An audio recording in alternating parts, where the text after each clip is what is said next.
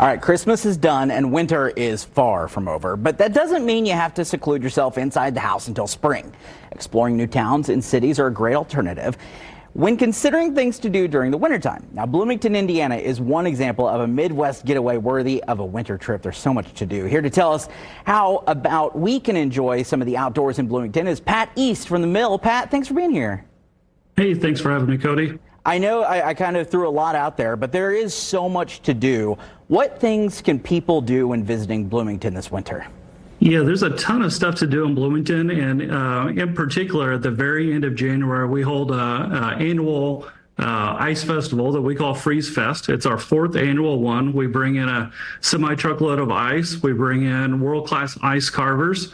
They do this professionally for a living, and they carve ice statues all week long, and we have a week's worth of activities surrounding that. How do you balance kind of this idea that obviously it's IU Bloomington and kind of a college town too? No, there's like a whole lot here to do for people who live in the state and getting people from around the area to come into Bloomington for that. Yeah, there's a ton of stuff to do in Bloomington. A lot of it is IU related. A lot of it is Bloomington related. We try to mix the two here at the Mill.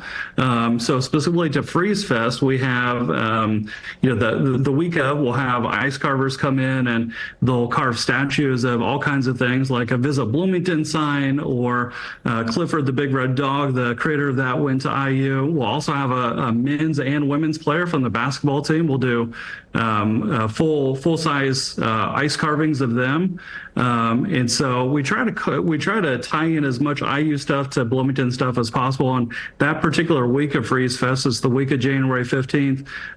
There'll be a men's and women's game. So if you come down to Bloomington then to watch the games, you'll be able to participate a little bit in Freeze Fest and see those full-sized, life-size statues of those men's and women's players. Pat, how long have you guys been doing Freeze Fest? This is our fourth annual year. We actually started in 2019, but had to skip a year for COVID. But together with the Mill and Cook Group and Visit Bloomington, this is our fourth and best year. I understand there's a chili cook-off coming as well. Is that true? Yeah. So we do a ton of different wraparound events related to Freeze Fest. So we'll have a chili cook-off. Mother Hubbard's Kitchen is sponsoring that one, and we get cooks and participants from all over the community to make their own chili recipe. Then they get to vote on the winner. And there's a handful of other wraparound activities we have. The fire department is doing a s'mores station. We'll have a family fun day where there's a coloring contest, gingerbread house making, warming stations. There'd be some hot chocolate that we pass out. And so lots of different events throughout the week like that.